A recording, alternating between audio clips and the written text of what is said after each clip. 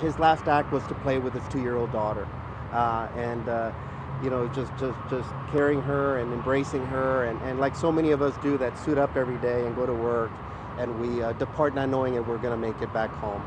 He was working, he was serving the residents of Harris County, and so again, our hearts are broken today, especially as we begin National Police Week, as well as we honor our fallen in DC and around the country. Today we're losing one more, and when we lose a deputy, it's not only the loss for the agency, it's also the loss for the community, because we've lost one more crime fighter, one more hero that puts their life on the line every day.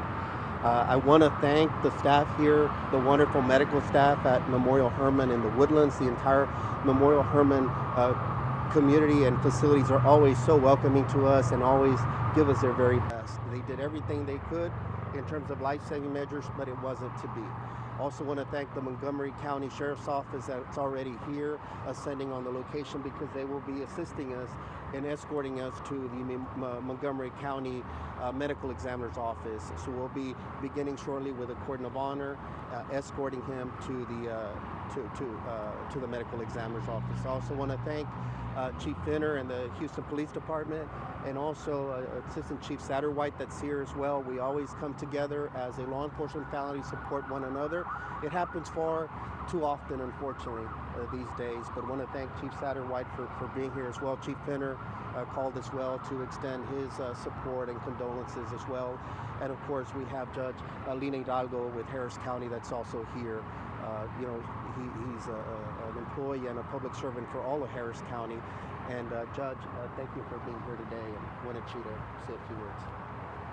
Well, it's a sad day for Harris County, and I am deeply saddened. We are deeply saddened to hear of the loss of Deputy Howard. He leaves behind clearly a loving family. We were just visiting with them, absolutely crushed.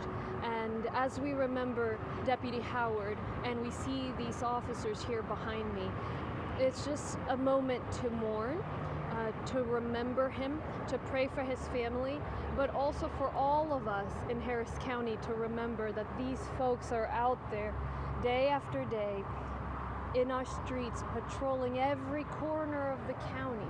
We're gonna find out exactly what happened here, as the sheriff said, but the point is they are out there putting their lives at risk. And we have to remember that, we have to recognize that. We are very, very saddened, and on behalf of Harris County, we appreciate the incredible service of Deputy Howard, and our hearts are with his family. Estoy muy triste, me entristece mucho la muerte del oficial Howard. Es un día difícil para todos nosotros. Y es momento de recordar también no solo a su familia, tiene una familia muy grande, acabo de visitar con ellos, obviamente están completamente devastados, muy tristes, y hay que rezar por ellos, pedir por ellos, pero también reconocer el sacrificio que hacen todos estos oficiales. Los oficiales aquí detrás mío, el oficial Howard, tantos como él que todos los días trabajan en cada esquina de nuestro condado. Ya se sabrá exactamente qué sucedió, pero el punto es que ellos trabajan en nuestras calles, situaciones difíciles, situaciones peligrosas, y en lo que pedimos por la familia, también recordar ese sacrificio.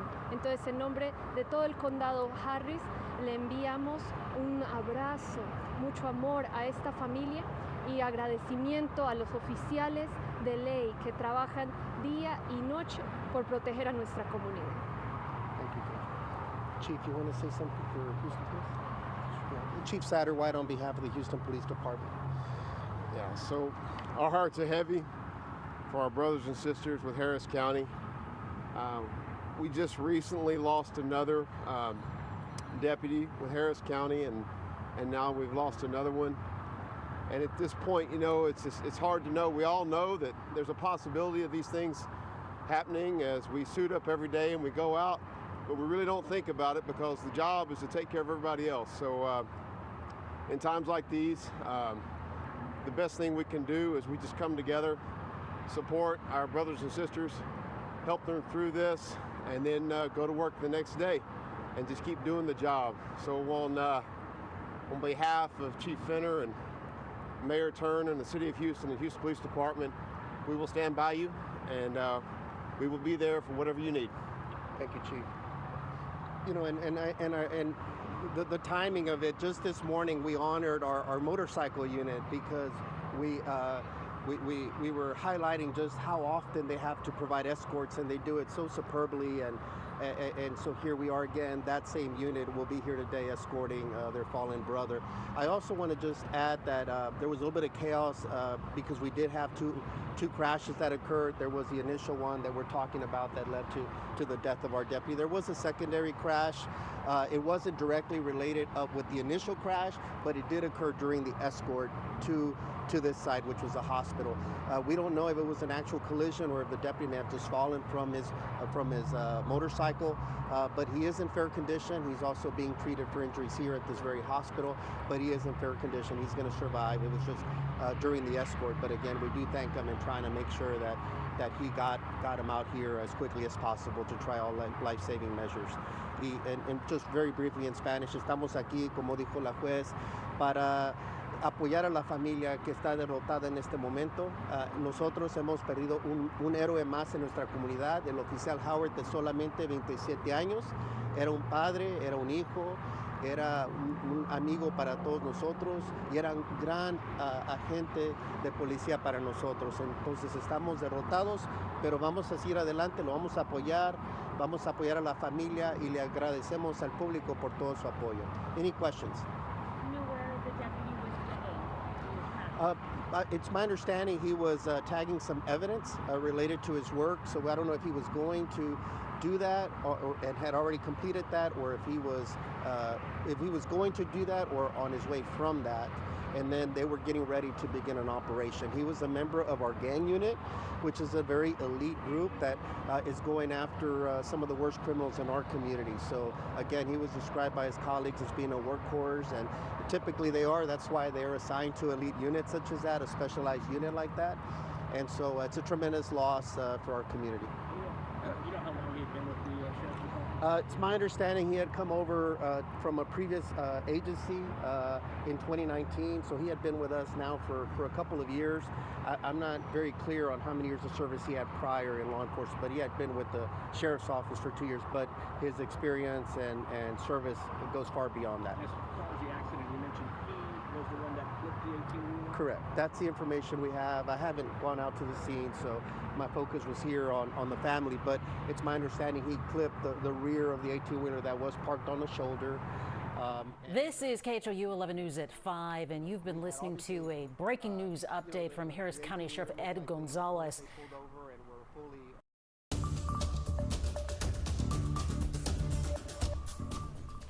This is KHOU 11 News at 5. We were just listening to a breaking news update from that was coming up, just very, very close to where that 18-wheeler had stopped. But, you know, we could all investigate that after the fact. At the end of the day, nothing can replace our deputies. So What do we know about the driver? I don't have any information on the driver of the 18-wheeler at this point. Was he in the vehicle? I'm not sure. I haven't been. I don't have that information at this Or time. was it the far right shoulder? Inside shoulder? Yeah, far inside shoulder. Yeah. So it would have been the driver's side of our deputy's vehicle that struck the rear of the clipped the rear of the 18-wheeler. So left shoulder? The left shoulder, yeah, the inside shoulder, correct. The 18-wheeler was stopped? Yes, yes. Parked. Yeah, I had parked. Yeah. Sí. La troca, el camión estaba en un lado, no sé cómo se dice shoulder, pero en la vía que está separada de las carreteras principales, y el oficial de nosotros parece ser que tuvo el impacto en el lado del conductor. No sabemos si estaba el conductor del camión dentro de la troca o no. Esos detalles no lo sé. No sé los detalles del conductor. It feels like everything happened pretty quickly this afternoon. Was he still alive when you arrived at the hospital, or was he pronounced out? It was a devastating impact. It seemed like it happened pretty quickly. Obviously, they're going to try every life-saving measure. They have the best medical doctors, and our team worked feverishly to get him here as quickly as possible. But but he was pretty wounded, seriously wounded. So it seems like it would have been pretty close to the impact. I'm not a doctor, and obviously we'll leave it to the medical examiners to make those determinations. But it seemed like they were no signs of life pretty quickly on. So I think it happened very quickly. I understand you spoke to the family. Can you just talk to us about, I know they're private, intimate moments, we don't need to know the details, but just having to work, I'm assuming that is one of the worst things about this job, is having to notify a family that this is happening. It is the worst part is notifying the family and witnessing their heartbreak. That's just no words for that. I mean, it never gets easy, no matter how many times we do it. Each family grieves differently. This family is extremely devastated. You know, just listening to that story, that you know, playing with a 2-year-old, it's something we could all relate to at one point in our careers or another.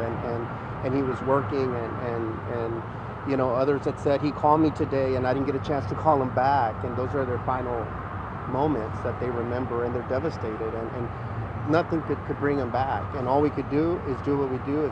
As Chief Satterwhite says, we suit up, we go back out there and do it again, and try to aspire to live as they lived, which was to continue to give to their community, and that's what we're going to continue to do here. And just to confirm, he only has one daughter? He has a 2-year-old daughter and a 5-year-old son. Yeah, he was grew up in the Jersey Village area, and went to Sidewoods High School, I believe. He's local. Yeah, local. Yeah, local, native of Harris County. So. He's behind a wife and 2 children? Yes, he's behind a wife and 2 children, and a mother and a sister, and a mother and father, and extended family is here as well. Thanks, everybody. Thank you, appreciate it. We'll be getting the cordon of honor set up. I don't know the route, but we'll probably be, I'm assuming, coming through here, right? For those of you, yeah. So Lieutenant Collier will let y'all know if those that are interested in the cordon of honor. Thank you, sir. Yes, sir. You want me to move it? Thank you so much. That's what she was asking. Yes, let me work on that. I didn't have much of a signal in there. I never got around to it. Sorry about Yeah, I that. figured it. Too busy.